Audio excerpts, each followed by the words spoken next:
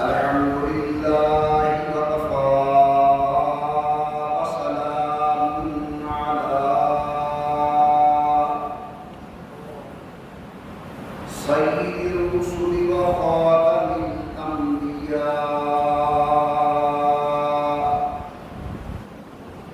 صلى الله تعالى عليه وعلى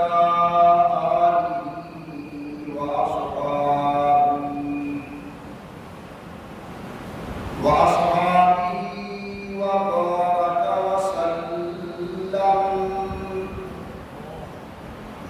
وبارك وسلم تسليما كثيرا كثيرا.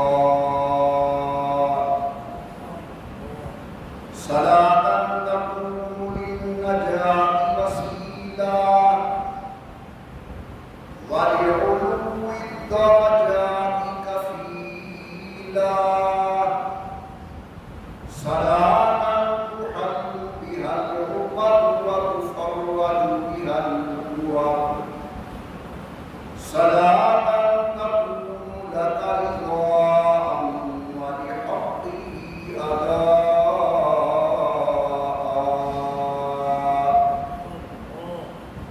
فقد قال الله تبارك وتعالى في القرآن المجيد والفرقان الحميد: أعوذ بالله من الشيطان الرجيم. بسم الله الرحمن الرحيم. يا أيها الذين آمنوا اتقوا الله وكونوا مع الصادقين. قال تعالى في مقام آخر: لقد كان لكم في رسول الله أسوة حسنة. صدق الله العلي العظيم وصدق رسوله النبي الكريم، ونحن على ذلك لمن الشاهدين والشاكرين، والحمد لله رب العالمين. اللهم صل على محمد وعلى آل محمد كما صليت على إبراهيم وعلى آل إبراهيم إنك حميد مجيد. اللهم بارك على محمد وعلى آل محمد كما باركت على إبراهيم وعلى آل إبراهيم إنك حميد مجيد. نہایت عبادت کے کلام کو دوستوں اور عزیزوں، آج کا دن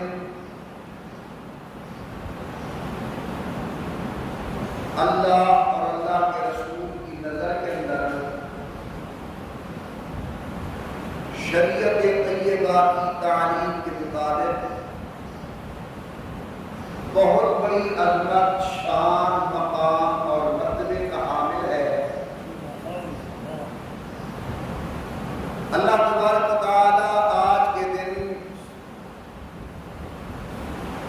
بہت بڑی تعداد کے اندر ایسے لوگ جو اپنی بدعمالیوں کی وجہ سے نعوذ باللہ جہنم میں پہنچ چکے ہوں گے یا جہنم کے مستحق ہو چکے ہوں گے، اللہ تعالیٰ جہنم سے نکال کر انہیں جنت کا داخلہ عطا فرمائیں گے۔ میرے آقا سید الکونین صلی اللہ علیہ وسلم کا ارشاد ہے کہ عید کے دن اللہ رب العزت اپنے ملائکہ کو حکم فرماتا ہے کہ جاؤ، ہر ایسے مقام کے باہر کھڑے ہو جاؤ جہاں عید کی نماز ادا کی جا رہی ہے، اس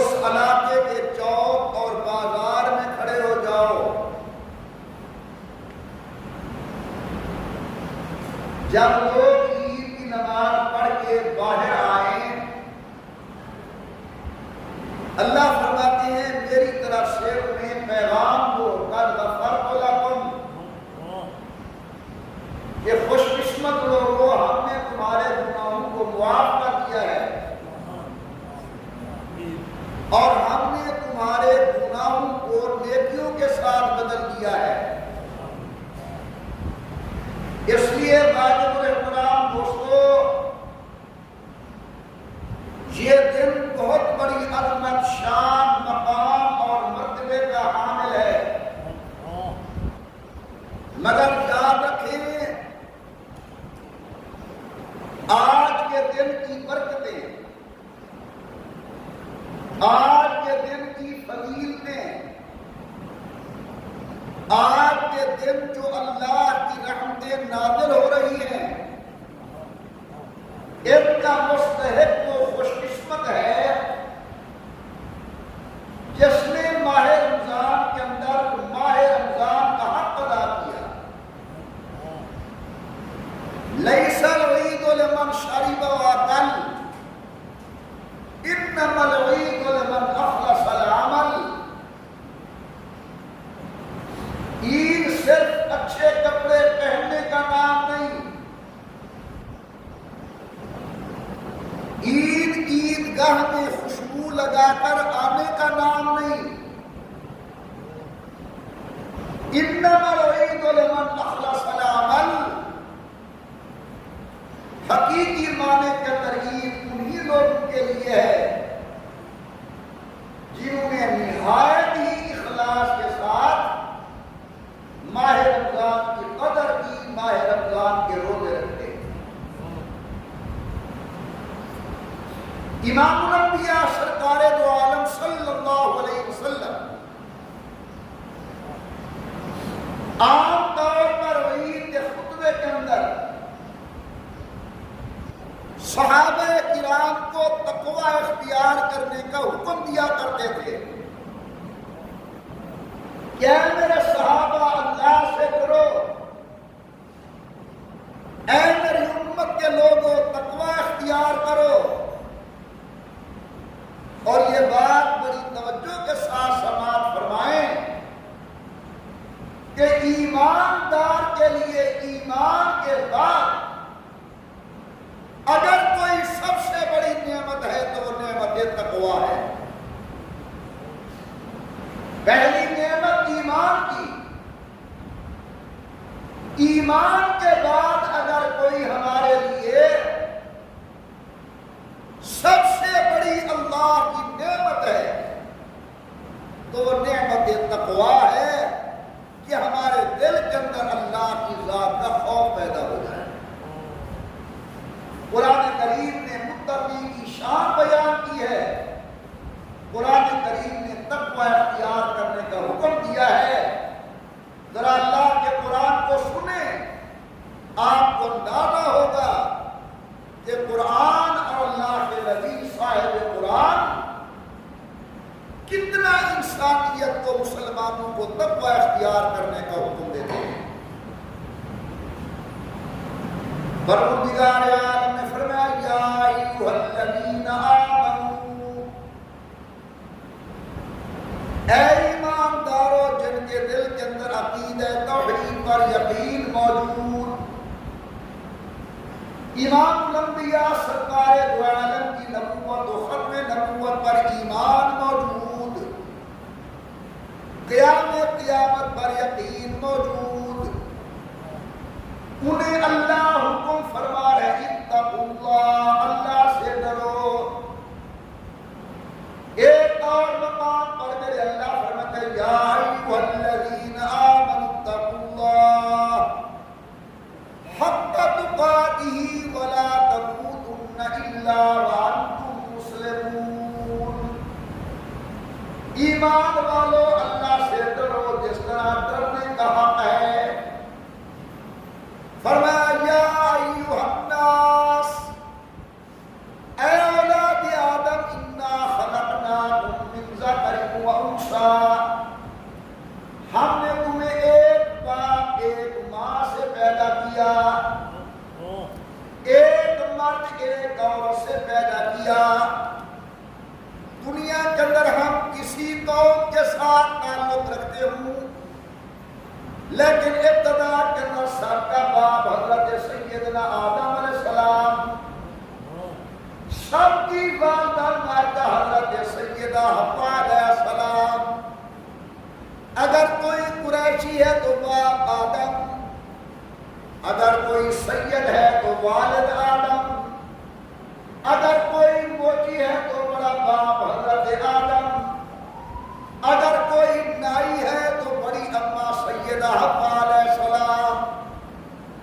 فرمایا یا ایھا الناس انا خلقناکم من ذکر و انثی، خیال کرنا دنیا میں جا کر اپنی قومیت کی بت کی پوجا نہ کرانا، میں نے تمہیں ایک مرد ایک عورت سے پیدا کیا، وَجَعَلْنَاكُمْ شُعُوبًا وَقَبَائِلَ، پھر ہم نے تمہاری قومیں بنا دی، قبیلے بنا دیے، کوئی قریشی ہے، کوئی ارائی ہے، کوئی سید ہے، کوئی موچی ہے۔ میرے اللہ تو نے قومیں کیوں بنائی؟ جواب ملتا لِتَعَارَفُوا، تاکہ دنیا میں تمہاری جان پہچان ہو سکے۔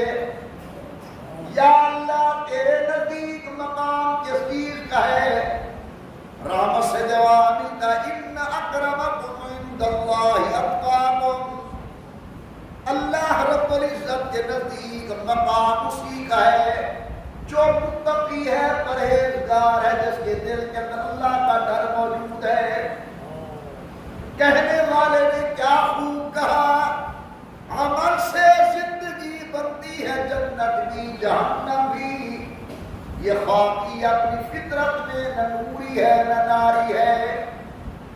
آپ نے سنا ہے علماء کرام سے، ابو لہب قوم کا قریشی، بلکہ قبیلے بنی ہاشم کے ساتھ تعلق رکھنے والا، مکہ مکرمہ میں پیدا ہونے والا، دن رات سید الکونین کے چہرے کی زیارت کرنے والا، بیت اللہ شریف کے طواف کرنے والا، لیکن نعوذ باللہ آمنہ کے لال کی سیرت طیبہ پر عمل نہیں کیا، سید الکونین کا کلمہ نہیں پڑھا، آمنہ کے لال کی تابعداری نہیں کی، قریشی ہے، مگر اللہ فرماتے ہیں تبت یدا ابی لہب وتب، اور ادھر چلا حبشے سے غلام، نہ رنگ صاف نہ زبان صاف، بکتا بکاتا آیا سید الکونین کی خدمت کے اندر۔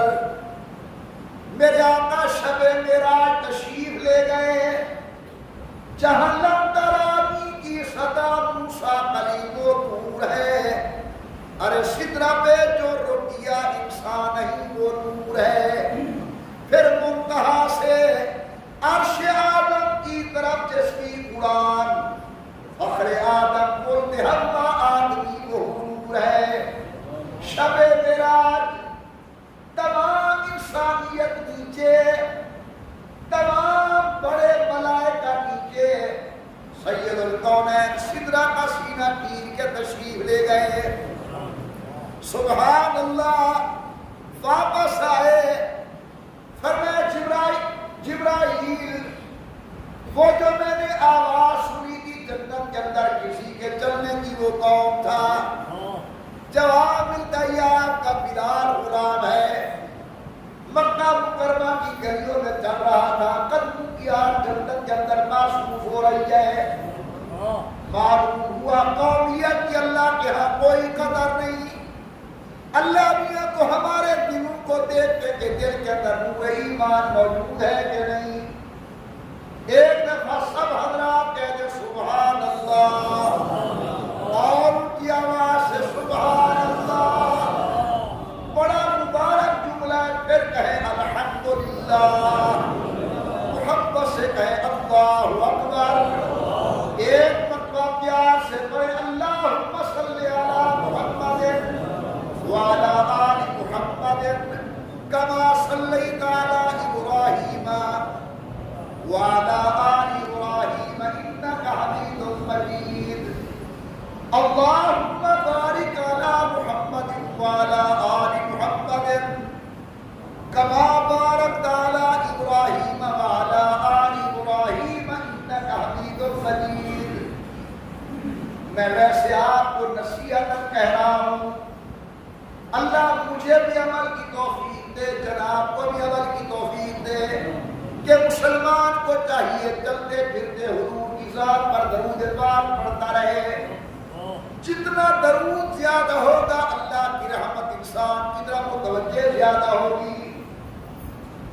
تو دیکھیے حضور فرماتے ہیں ان اللہ لا ينظر الى صورکم واموالکم.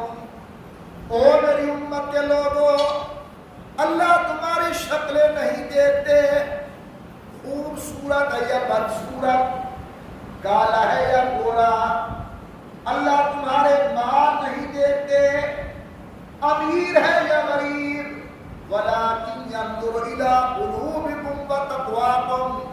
اللہ تمہارے دلوں کو دیکھتے ہیں کہ دل کے اندر نور ایمان موجود ہے یا نہیں، دل کے اندر نور تقوی موجود ہے یا نہیں. اللہ کے نبی صلی اللہ علیہ وسلم عمومی طور پر جب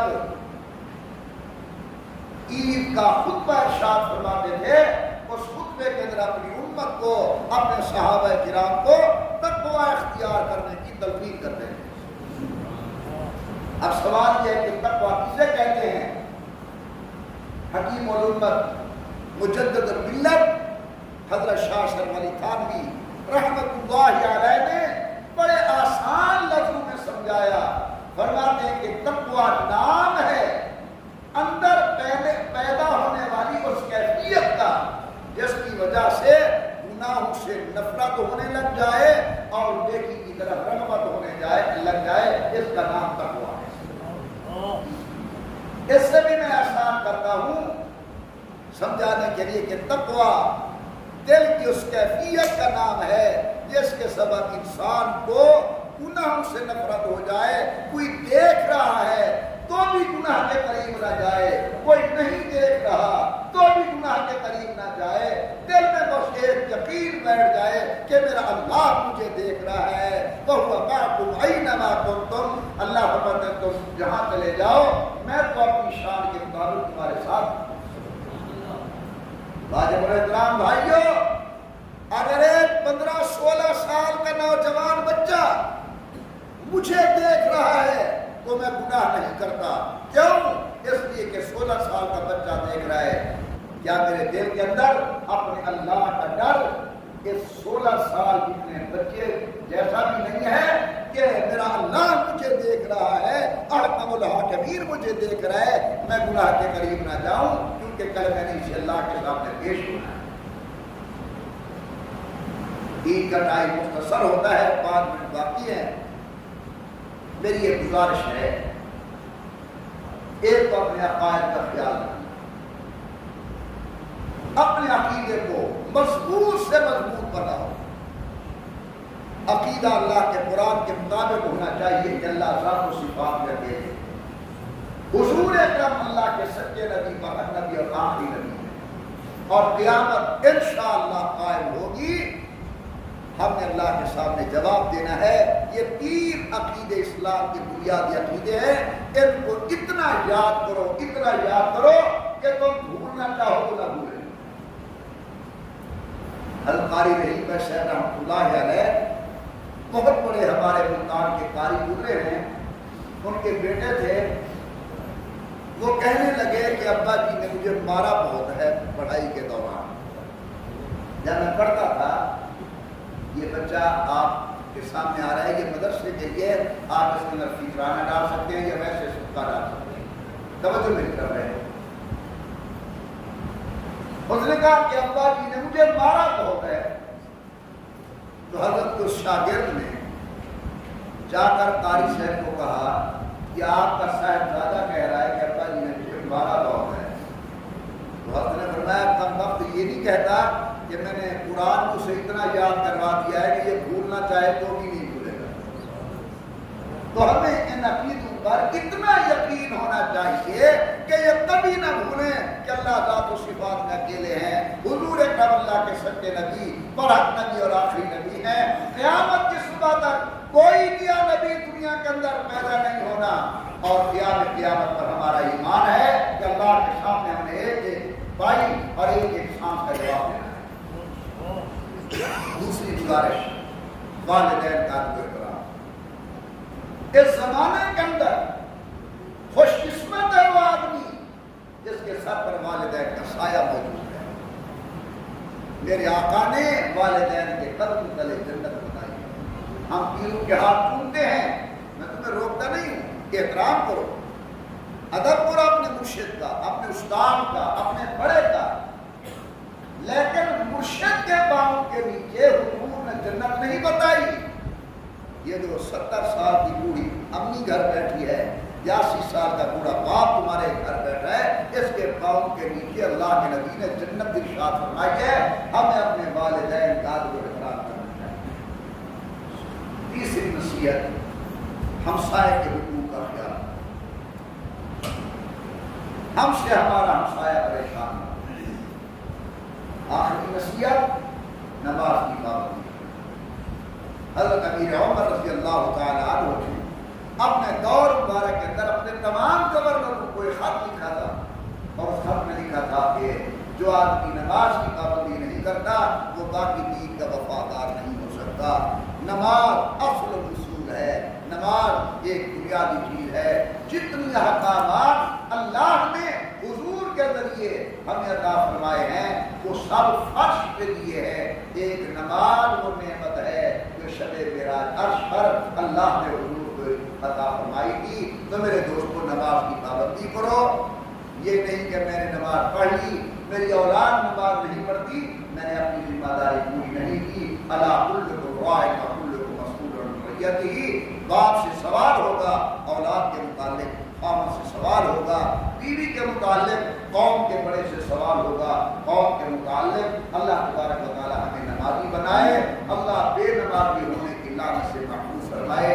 میں نے ایک روایت پڑھی ہے، اگر کہ علماء نے سند پر کچھ کلام کیا ہے لیکن فضائل و ترغیب و ترغیب کے اندر چلتی ہے کہ ایک کتا جنگل کے اندر جا رہا تھا اور کہہ رہا تھا کہ اللہ تیرا شکر ہے تو نے مجھے کتا بنایا ہے، بے نماز نہیں بنایا۔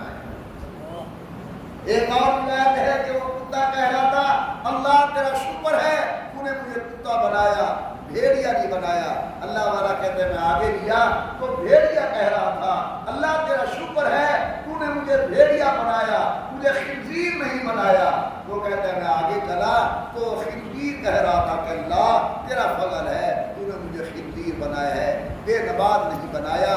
خنزیر ہوں دنیا کی لعنت برداشت کر لوں گا، بے نماز ہوتا تو جہنم کا عذاب کیسے برداشت کرتا۔